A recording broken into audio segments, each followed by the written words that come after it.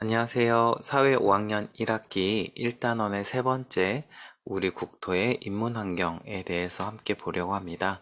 교과서는 59쪽부터 시작되고요. 이 앞에까지는 우리 국토의 자연환경에 대해서 주로 배웠죠. 이 직전에는 자연재해 그리고 그 피해를 줄이는 방법 등에 대해서 배웠는데 이제부터는 조금 더 사회 인문 지식을 조금 더 깊이 들어가는 우리 국토의 인문환경 내용을 살펴보려고 합니다.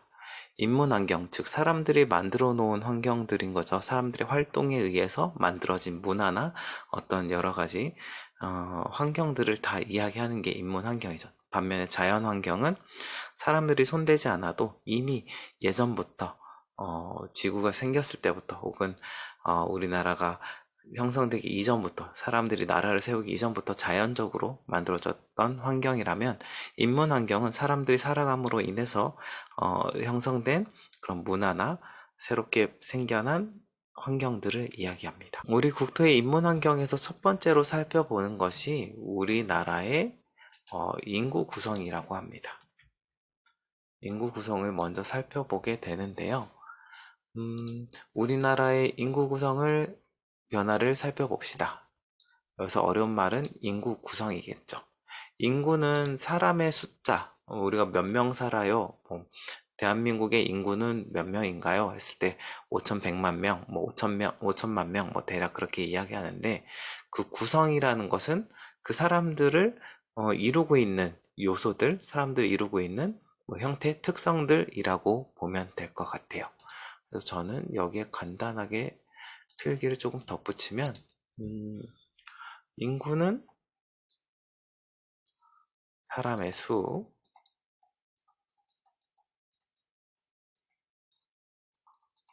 그리고 구성은 사람의 수를 이루고 있는 특징, 요소 정도로 저는 쉽게 좀 정리해 보려고 해요. 요소나 특징.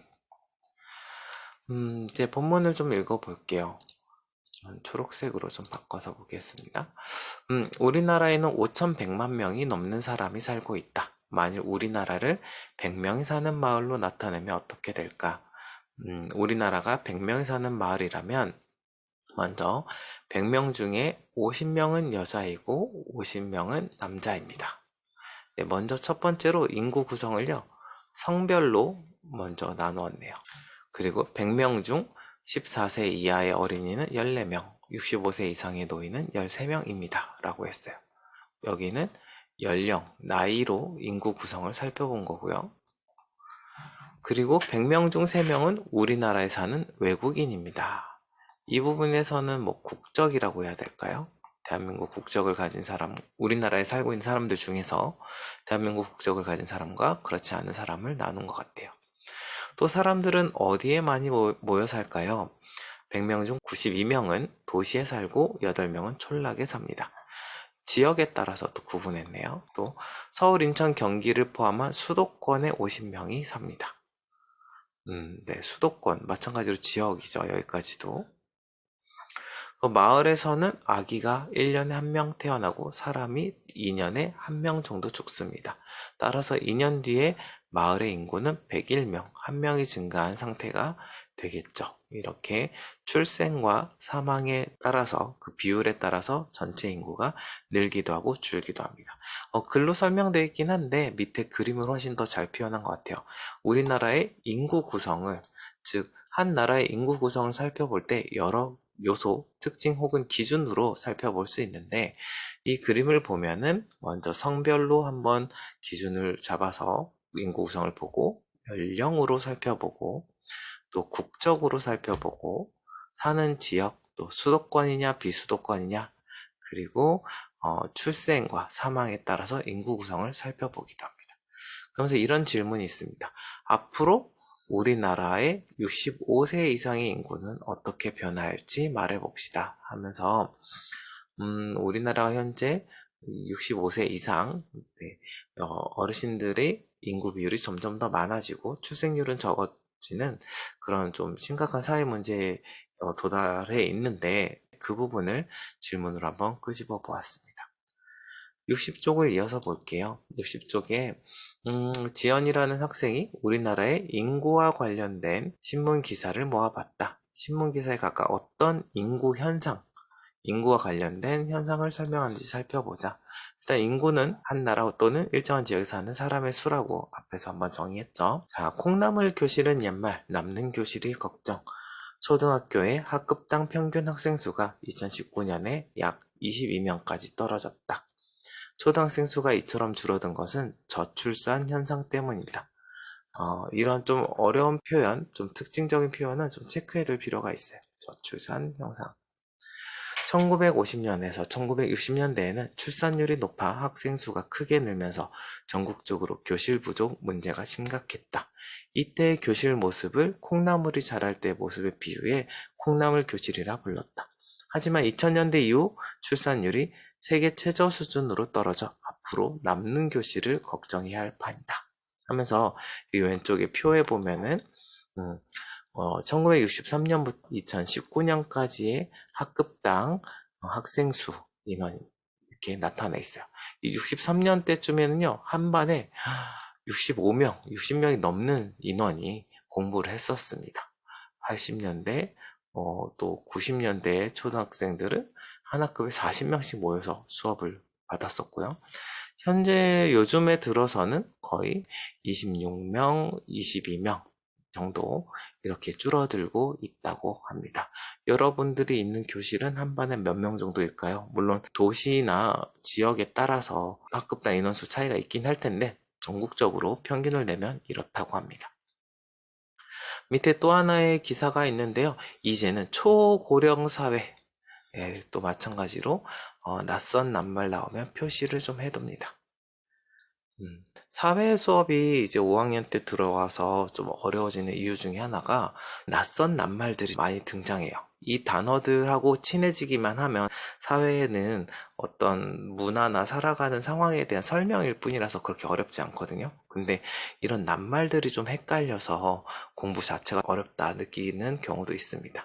그래서 한자 공부를 해두면은 이런 말들이 좀 빨리 이해가 되기도 해요. 초는 뭐 영어로 하면 슈퍼인데 뭐 그 애니메이션의 초사이어인 뭐 혹은 슈퍼맨 할 때 초인 뭐 이런 느낌의 초는 뭔가 초월하다 아주 뛰어넘는 상태. 고령은 나이가 많은 사회.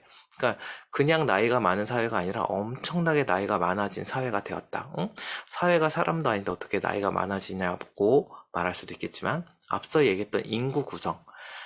우리나라를 아까 100명으로 줄여서 100명이 사는 마을이라고 줄여서 설명도 했었잖아요. 그걸 더 줄여서 우리나라를 한 사람에 비유했을 때 좀 한 사람에 비유하면 좀 쉽지 않긴 할 텐데 나이가 많은 사람들이 훨씬 더 많아져 가지고요. 지금 새로 태어나는 또 젊은 사람들의 비율보다 나이 많은 분들의 비율이 더 많아져서 문제가 된다라고 하는데 나이가 많은 게 뭐 잘못인가요? 아니요. 나이가 많은 게 잘못은 아니고 그게 왜 사회적으로 문제가 되냐면 보통 연령이 많아져서 65세 이상으로 되면 무슨 일이 일어나냐면 다니던 일을 그만두게 은퇴하게 되죠. 은퇴를 하게 되면은 더 이상 돈을 벌기보다는 그동안 벌었던 돈을 사용하면서 생활하게 되는데 이게 이제 사회적으로 일을 해서 돈을 벌 수 있는 사람이 많아야 그 번 돈을 가지고 세금이나 여러 가지 돈을 모아서 또 돈을 벌지 않는 어린 학생들이나 어린이들이나 또 은퇴하신 분들을 서로 도우면서 사회가 살아갈 수 있는 건데 돈을 버는 사람들보다 은퇴해서 돈을 받으면서 살아야 되는 보통 이제 연금이라던가 여러 가지 복지 혜택을 받아야 되는 세금으로 받아야 되는 사람들이 더 많아지는 것. 그러니까 일을 해서 돈을 벌 수 있는 사람보다 이제 일을 하던 걸 멈추고 쉬셔야 되는 분들이 더 많아지면 전체 사회가 네, 그 돈이 좀 부족해지고 생산성이 떨어지는 그런 상황들이 발생할 수 있습니다. 그래서 기사를 보면 평균 수명이 점차 길어지고 노인 인구가 늘어나면서 우리나라는 지난 2000년에 이미 고령화 사회로 진입했어요. 근데 우리 제목은 초고령 사회죠. 근데 2018년에는 노인 인구가 14%를 넘어서 고령 사회에 도달했고요. 지금과 비슷한 흐름으로 갈 때 2026년 얼마 안 남았죠? 초고령 사회에 진입할 것이다. 라고 나타납니다. 고령 사회, 초고령 사회 어떻게 구분하는 걸까? 보니까 여기에 오른쪽에 표를 보니까 나와 있네요. 고령화 사회, 고령 사회. 이것도 또 구분이 되죠. 약간 헷갈리는 말인데, 보면은 고령화 사회, 점점 나이가 들어가고 있는 중인 사회다로에 진입된 게 2000년대. 2018년에 고령 사회, 이미 나이가 많은 사회다. 왜냐하면 전체 인구의 14%가 고령 인구.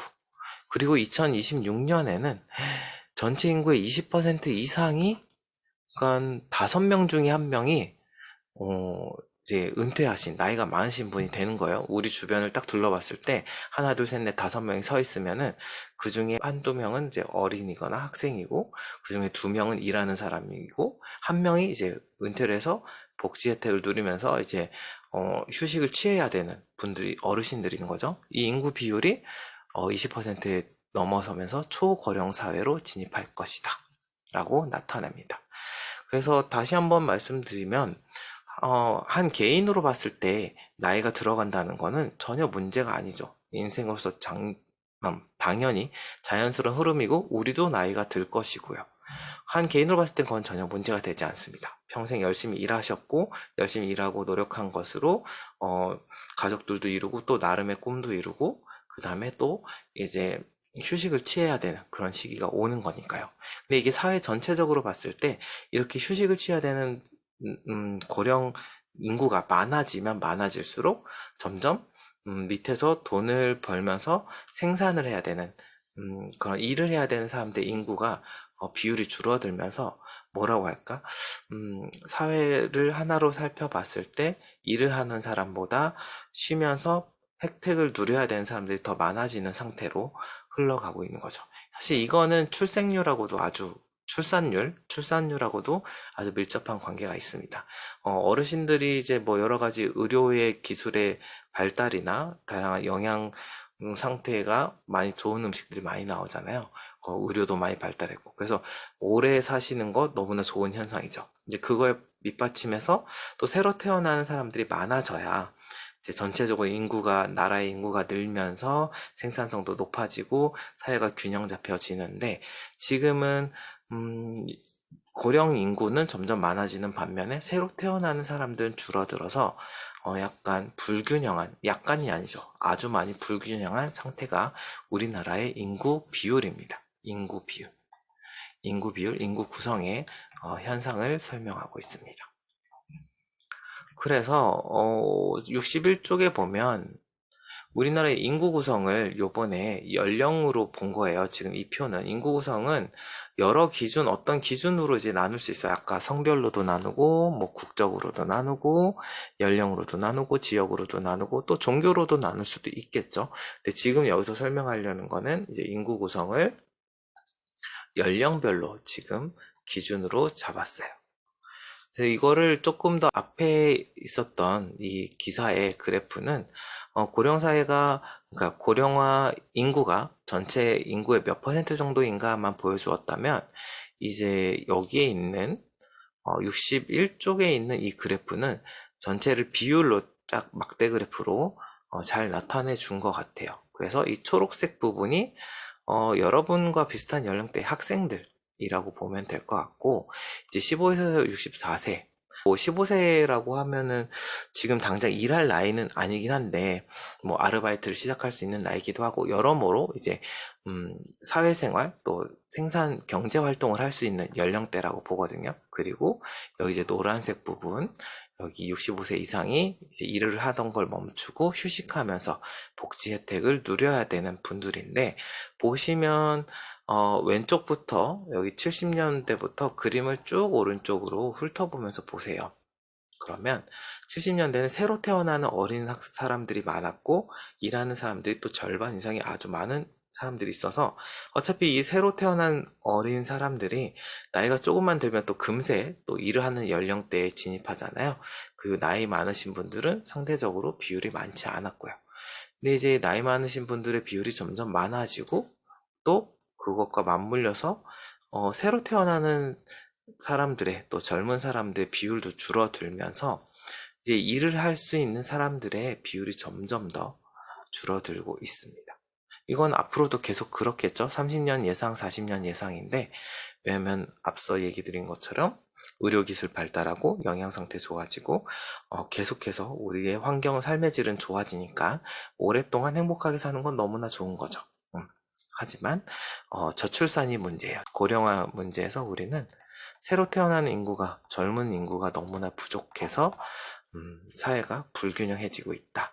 그래서 뭐 그래프가 여기에는 지금 나와 있지 않은 것 같은데, 예전에 선생님 공부할 때는 전체 그래프를 이렇게 가운데를 딱 비워놔가지고 이렇게 표시를 좀 많이 했었어요. 그래서 여기가 이제 왼쪽에는 남자, 오른쪽엔 여자, 그리고 요거는 연령대예요. 뭐 0세에서 5세, 10세에서 15세 이런 식으로 이렇게 그래프를 그렸는데, 이렇게 되면 가운데가 통통해서 이제 항아리 모양이 돼서 여기 이제 일하는 인구가 생산할 수 있는 인구가 많아서 별로 문제가 아니었던 그래프가 있는가 하면, 지금 고령화 사회, 초고령화 사회는 그래프를 그리면 어떻게 그려지냐면 약간 역삼각형 형태로 그려져요. 그래서 밑에 젊은 또 어린 학생들, 젊은 사람들은 인구가 적고, 나이 많은 분들, 은퇴하신 분들의 인구가 많고, 일할 수 있는 사람들은 저 중간에 인구가 예전보다는 줄어든 상태. 그래서 이게 조금 문제가 되는 인구 그래프인데 이렇게 그림으로 표현하려니까 잘 안 표현돼서 민망하네요. 네, 밑에 질문이 있어요. 아이고, 이 표를 보면서 질문에 답해야 돼서 제가 화면을 조정해 볼게요. 1970년과 비교해서 2020년에 유소년층, 노년층 인구가 각각 어떻게 변했냐? 1970년대의 유소년층, 2020년의 유소년층 확 줄었죠. 42%에서 12%로 비율이 확 줄었고요. 반면에 노년층 인구는 3%에서 15%로 거의 5배 이상 늘어버렸죠. 중거는 4분의 1로 거의 줄어버렸고요. 2050년에 우리나라 연령별 인구 구성 비율이 어떻게 변할지 예상의 그래프로 나타내 봅시다. 옆에 빈칸으로 표시를 해 주었네요. 요거를 좀 그려볼게요. 여기 그래프를 빈칸으로 그릴 수 있게. 뭐 추세가 노령 인구는 계속 많아지니까 위쪽으로 뚝뚝 떨어지지 않을까요? 그리고 저출산 이렇게 어린 인구가 쭉쭉 줄다가 살짝 올라갔다가 아마 살짝 올라가나 봐요. 이 정도로 이 정도 색칠할 수 있겠네요. 그러면 초록색으로 색칠하면은 여기 청소년 어린 측면의 어린 연령대 구성, 그 다음에 우리가 이제 생산 인구 이 정도, 그리고 노년층 인구가 이 정도 이렇게 늘어나지 않을까요? 예측하기로는. 그래서 부디 이 예측대로 가기보다 더 우리나라의 사회, 경제적, 문화적 변화들 또 정책들이 뒷받침돼서 출산율이 높아져가지고 젊은 사람들 또 어린 학생들이 이렇게 희망을 가지고 태어나서 자기 꿈을 쫓아서 활동하고 직장 생활하고 가족도 이루고 또 나름의 생활을 또 행복을 찾는 그런 인구가 더 많아지면 좋지 않을까, 그렇게 생각해 봅니다. 이게 우리나라의 인구 구성이에요. 모든 나라가 이렇게 가진 않을 거예요. 나라마다 이 형태가 다 다를 겁니다. 현재 우리나라의 구성을 보고 있는 거예요. 그래서 61쪽 아래에 보면 오늘날 우리나라의 연령별 인구 구성 비율은 여기 키워드예요. 저출산 문제가 있고요. 고령사회, 저출산 고령사회, 즉 사람들은 점점 조금씩 태어나면서 나이 많은 사람들은 점점 인구 비율상 많아지는 이런 특징을 보이고 있습니다. 아이를 적게 낳는 가정이 늘으면서 새로 태어나는 아기의 수는 점점 줄고 전체 인구에서 노년층이 차지하는 비율은 계속해서 늘고 있다 입니다. 우리나라 인구 연령별 인구 구성 변화 모습 살펴보기 탐구활동 62쪽인데요. 사진 공익 광고의 한 장면인데 이게 참 재밌더라고요. 혹시 지하철 타보셨는지 모르겠는데 지하철 타면은 원래 여기 이제 경로석이 아닌 곳이 더 좌석이 많고, 여기 좁은 데가 현재는 경로석으로 되어 있어요. 그래서 나이가 많으신 분들이나 몸이 불편하신 분들이 앉을 수 있게 배치하였고, 여기는 보통 나이에 상관없이 앉을 수 있는 공간을 이렇게 크게 만들어 놨는데, 이제 인구 비율이, 즉 새로 태어나는 어린 아이들은 오히려 사람 수가 줄고, 고령 인구는 사람 수가 많아져서 오히려 이 경로석 위치가 바뀌어야 되지 않겠냐, 이런 메시지를 담고 있는 포스터 광고입니다. 공익 광고이고, 이 말인즉슨 이제 나이가 드신 어르신들이 행복하고 오랫동안 건강하게 살도록 잘 사회가 복지를 준비하는 것도 중요하지만, 또 그에 못지않게 새로 태어나는 아이들이 건강하고 행복하게 자랄 수 있도록, 또 출산을 준비하는 가정들이 걱정하지 않고 아이들을 출산할 수 있도록 이렇게 돕는 그런 사회적인 문화, 제도, 여러 가지 정책들, 네, 그런 것들이 뒷받침돼야 될 것 같습니다. 더 밑에 포스터는 재밌어요. 옛날에 달력에 있는, 혹은 포스터, 공익광고 포스터인데, 그 중에 뭐 1970년대에는 둘만 낳자, 너무 많이 낳지 말고 둘만 낳자. 1980에서 90년대는 아이고 둘도 많다, 둘 중에 그냥 하나만 낳으면 되지 않을까? 둘을 또 많아. 하나만 낳자. 여러분은 형제자매가 이제 몇 명인지 궁금한데, 여러분 부모님 세대의 형제자매 숫자와 여러분 세대의 형제자매 숫자를 비교해봐도 재밌을 것 같아요. 그 2000년대 공익광고는 이제는 많이 나와주세요, 더 많이 나와주세요. 네, 이제 이런 광고가 뜨고 있습니다. 그래서 우리나라, 대한민국은 그대로인데, 시대가 흐르면서 여러 가지 삶의 환경이 바뀌면서, 옛날엔 너무 많이 나와서 기르기 힘들다, 그러니까 가족 계획을 세워가지고 딱 필요한이라고 하면 좀 그러네요. 적정한 가족 구성 수를, 인원수를 맞추자. 그래서 한 둘 정도, 셋 정도만 낳자. 그러다가 둘만 낳아서 기르자. 여기서 아들, 딸 구별 말고는 예전에는 그런 현상들이 있었어요. 첫째가 딸, 둘째가 딸이면은 아들이 하나 더 있어야지 하면서 또 자녀를 낳아요. 근데 셋째가 또 딸이면 아들이 하나 있어야 될 것 같아 하면서 또 아들을 낳으려고 또 출산을 시도하는 경우들이 많았거든요. 그러니까 아들, 딸 성별 구별하지 말고 둘만 낳아서 길러보자. 그러다가 이제 아이고 둘도 많다, 하나만 낳고 제대로 길러보자 하다가, 이제는 많이 낳아서 다 같이 행복한 세상 만들어 보자, 이렇게 이야기하고 있습니다. 관련된 질문으로는 앞으로 우리나라 연령별 인구 구성 비율이 어떻게 변할까요? 물어보고 있고, 그러면 그 문제 해결하려면 어떻게 해야 할지 문제 해결 방안도 여러분 나름대로 써보는 공간이 있고요. 2030년대, 지금 60년, 70년, 80년, 2000년대 포스터가 있는데, 2030년대 포스터를 그린다면 여러분은 어떤 내용을 담아서 그릴 것인가 한번 그려보는 것도 재밌을 것 같네요. 그리고 63쪽에 참고 자료가 있는데요. 인구 피라미드, 이게 아까 제가 그렸던 그 그림이에요. 사실 믿기지 않겠지만 밑에 있는 이 그림입니다.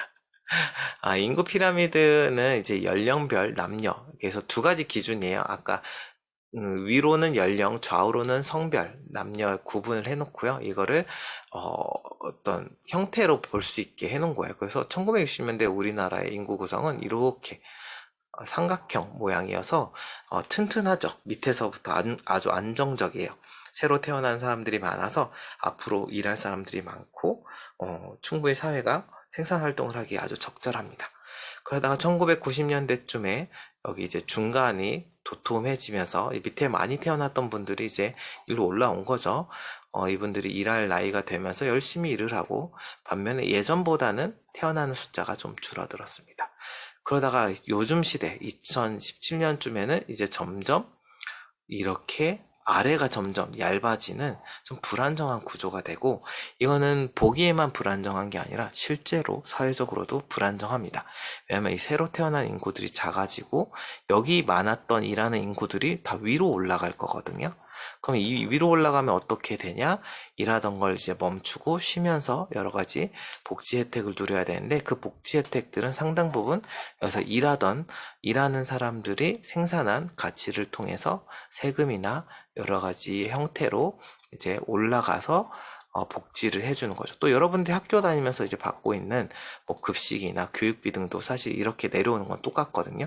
근데 이제 지금 아래 비율이 너무나 부족하고 반면에 위의 비율은 도톰해서 지금 역삼각형의 60년대에 비교하면은 피라미드 형태의 아주 안정적인 삼각형의 모습에서 조금 불안정한 역삼각형 형태로 지금 변하고 있다. 이렇게 볼 수 있겠습니다. 이렇게 이번 시간에는 인문환경 중에 첫 번째 인구 구성에 대해서 살펴보았어요. 인문환경 중에서도 우리는 인구 구성의 기준 중에서도 오늘 살펴본 건 연령에 따른 인구 구성을 좀 살펴봤어요. 그래서 이 연령에 의해서 지금 파생된 우리나라의 인구 구성 특징이 저출산과 고령화입니다.